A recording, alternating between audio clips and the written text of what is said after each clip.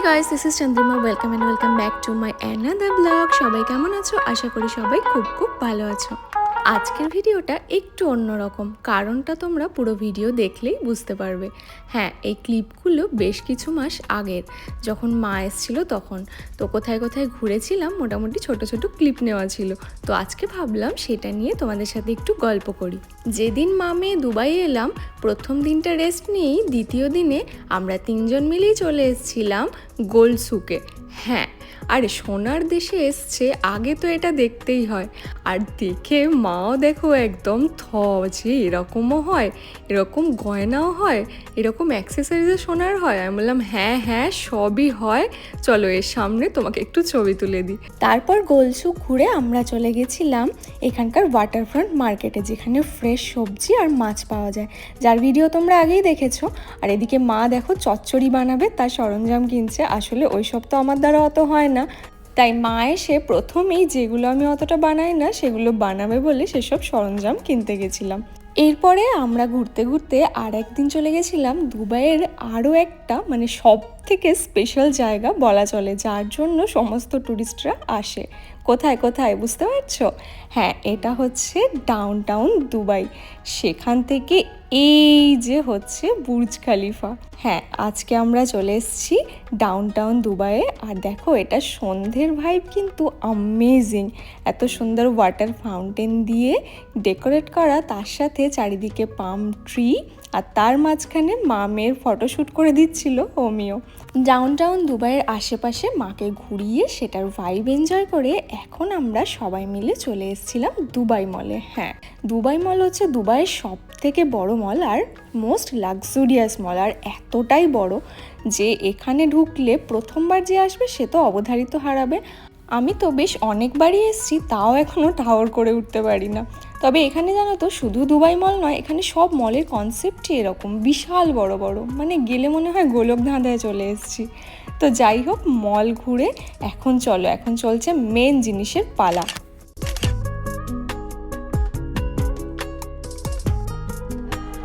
মলের ভিতর দিয়ে আমরা চলে এসেছি বুর্জ খালিফার সামনে।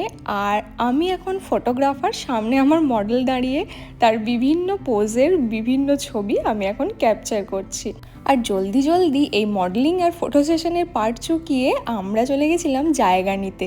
আরে হ্যাঁ জায়গা নিতে, কারণ সন্ধেবেলায় এখানে এভরি হাফ অ্যান আওয়ারে এত সুন্দর ফাউন্টেন শো হয় বুর্জ খালিফার সামনে, আর ভিড় সাংঘাতিক রকমের হয়। তো সেজন্য আমরা একটা প্রপার জায়গায় সবাই মিলে প্লেস হয়ে গেছিলাম। আর এদিকে মা এখন দেখো ফাউন্টেন শো এনজয় করছে, আর এদিকে একদিকে হচ্ছে অমিও ফটোগ্রাফার, জামাই একদিকে ফটোগ্রাফি করছে। যদিও সম্পর্কটা একেবারেই জামাই শাশুড়ির নয়, মা ছেলেরই। আর তার সাথে এদিকে মেয়ে, দেখতে পাচ্ছ মডেলের চাহিদাটা ঠিক কীরকম।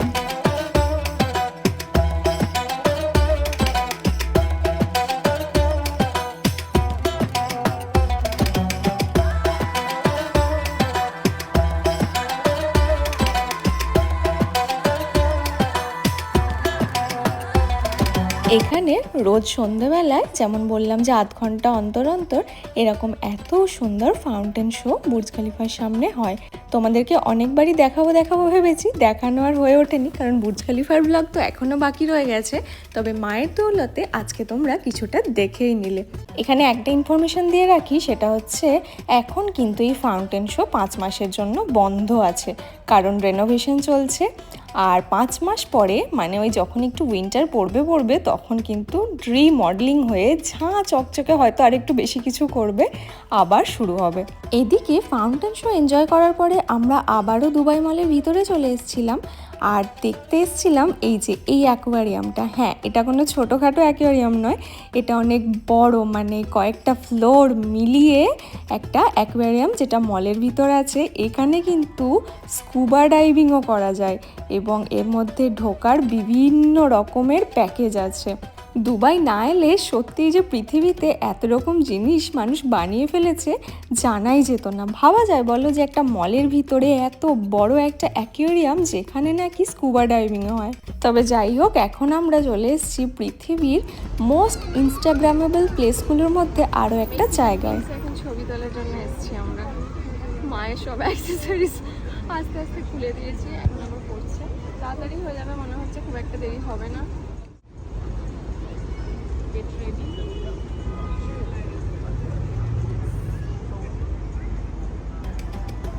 যারা দুবাই ঘুরতে আসে তাদের সববার ছবি দেখবে উইংস অফ মেক্সিকোর সামনে আছে। হ্যাঁ, এটাই হচ্ছে বুর্জ খলিফার পিছনের দিকে অ্যামেজিং ভিউ সম্পন্ন সেই উইংস অফ মেক্সিকো। তো যেখানে আমারও আজ অবধি ছবি তোলা হয়নি, তবে মায়ের দৌলাতে আমিও 2-4টা নিয়ে নিলাম। তবে না, এই ড্রেসে ভালো লাগছিল না, আমি ঠিকই করে নিয়েছি একটা গাউন পরে সকাল সকাল একদিন আসবো। ভিডিওগ্রাফারের কোথাও কোনো ছবি নেই, লাস্ট টাইম একটু মায়া করলাম তাই ছবি হলো, ভিডিও হলো। চলো, দুর্গাপুজো লাগছে কিছু।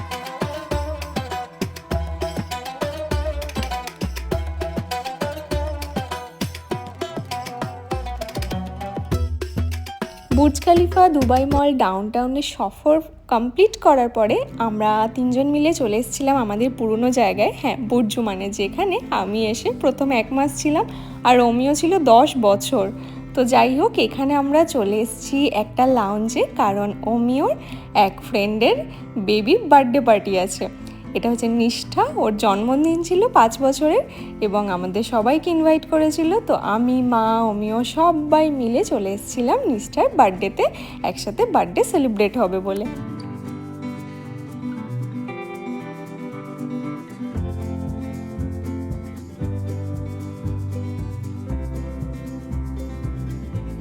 কেক কাটিংয়ের পরে এখন আমাদের আড্ডা গল্প খাওয়া দাওয়ার পালা চলছিল, এই যে দেখতেই পাচ্ছ।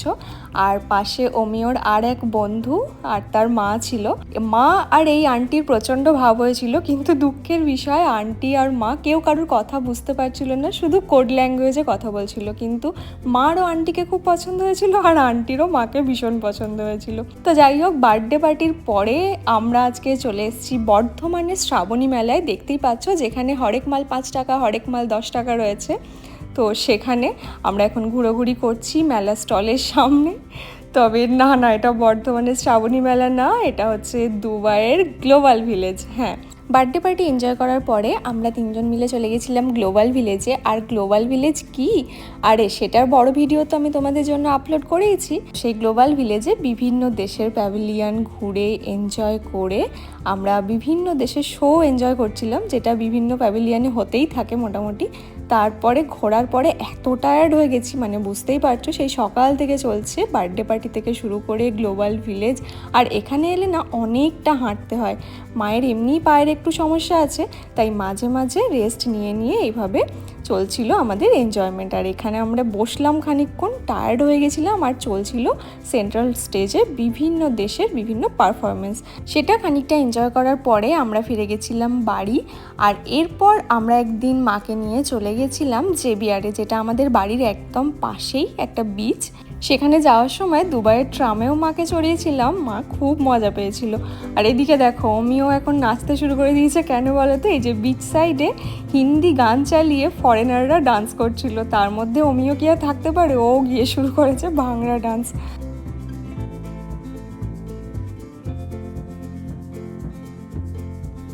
আমাদের বাড়ির কাছেই আছে মন্দির, চার্চ আর গুরুদুয়ারা একসঙ্গে। তো সেখানে আমরা একদিন চলে গেছিলাম, মাকে মন্দিরটা দেখালাম, আর তারপর গুরুদুয়ারা সবাই একসাথে লঙ্গরে খেলাম। খাওয়ার পরে সন্ধে সন্ধে বাড়ি ফিরে এসেছিলাম। এরপরে আমরা মাকে নিয়ে গেছিলাম আরও একটা খুব সুন্দর, মানে আমাদের দুজনের খুব পছন্দের জায়গা, যেখানে অমিও বললাম লাস্ট 10 বছর ছিল, আমিও এসে প্রথম 1 মাস প্রায় ডেলি এখানে ওয়াক করতে আসতাম। সেটা হচ্ছে আলসিফ। এই যে এখানে আশেপাশে গান চলছিল, আমি নিজেও জানি না পাগলের মতো কেন ডান্স করছি, মা মনে হয় ভাবছে মেয়ে পাগল হয়ে গেছে। তো যাই হোক, একদিন আলসিফ আমরা ঘুরতে গেছিলাম, তার খুব বেশি ক্লিপ অবশ্য ছিল না। তারপর আমরা চলে এসেছি দুবাই ফ্রেমে, যেটার একটা পুরো ভিডিও আমি তোমাদের জন্য বানিয়েছি, দেখিয়েওছি যে কি অনবদ্য ভিউ আমরা ওপর থেকে ওল্ড দুবাই আর নিউ দুবাইয়ের পাই।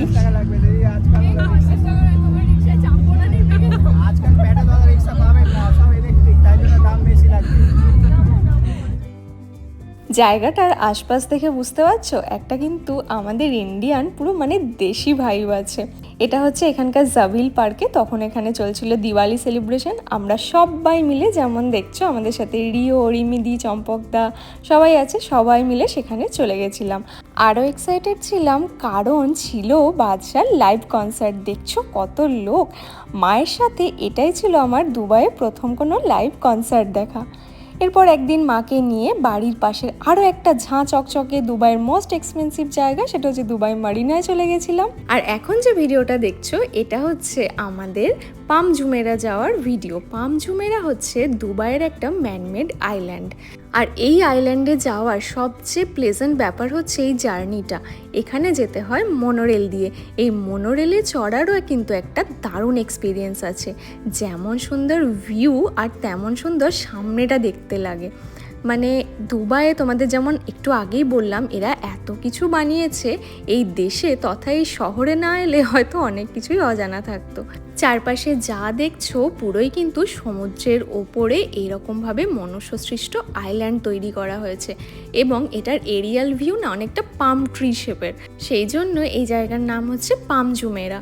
এবং আমার না মানে নিজেরই মাঝে মাঝে ভাবতে অবাক লাগে সমুদ্রের ওপর দিয়ে আমরা এখন যাচ্ছি, তার মধ্যে আবার মনোরেলও চালিয়ে দিয়েছে।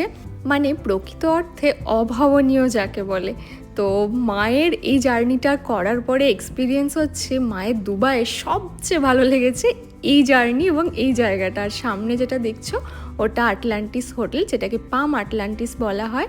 তো দেখছো জার্নিটা, হ্যাঁ মনোরেলের জার্নিটা ঠিক এতটাই মজাদার। তো যদি কেউ দুবাই আসো এই জার্নিটা কিন্তু একবার নিওই। আর এই জার্নি তথা মনোরেলের ট্র্যাকটা কোথায় শেষ হচ্ছে দেখবে, ওই দেখো একদম সমুদ্রের ওপরে গিয়ে।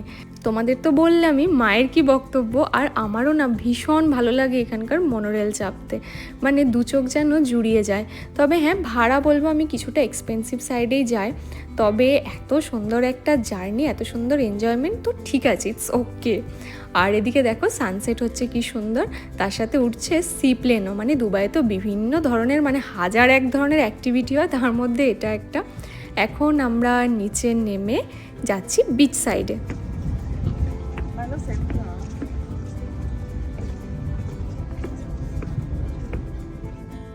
সন্ধে হতেই দেখো জায়গার চেহারা কি সুন্দর, একদম অন্যরকম। দুবাইয়ের প্রত্যেকটা জায়গার একটা আলাদা আলাদা বিউটি আছে, সেখানে না গেলে সত্যিই বোঝা যায় না।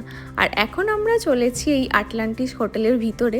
এখানে জানো তো একটা জিনিস খুব ভালো, 5 স্টার হোক 7 স্টার হোক যত স্টারই হোক সব হোটেলের লাউঞ্জ অ্যাক্সেস সবার থাকে। মানে ইন্ডিয়ায় যেমন 5 স্টারে তো আর যাকে তাকে ঢুকতে দেয় না, বা কোনো কোনো জায়গায় দিলেও স্পেশাল পারমিশন করাতে হয়। এখানে মানুষজনের ভিজিটিং পারপাসে এই জায়গাগুলো আমরা ঘুরতেই পারি, তা সে যে হোটেলই হোক। তো এখানে আমরা খানিকটা ঘুরে এরপরে চলে গেছিলাম বাড়ি। আর আজকের ব্লগটা তাই এখানেই শেষ করলাম। আরও অনেক জায়গায় মা ঘুরেছিল কিন্তু সেগুলো সব ভিডিও নেই, অনেক বিচ টিচে আমরা গেছিলাম। তবে এই যা ভিডিও ছিল এই ক্লিপগুলো দিয়ে ভাবলাম এটা বানাই। তো তোমরা জানিও ব্লগটা কীরকম লাগলো, ভালো লাগলে লাইক কমেন্ট শেয়ার সাবস্ক্রাইব করে দিও। আর দেখা হচ্ছে খুব তাড়াতাড়ি অন্য একটা ব্লগে। টিল দেন সবাই খুব ভালো থেকো, টাটা, বাই বাই।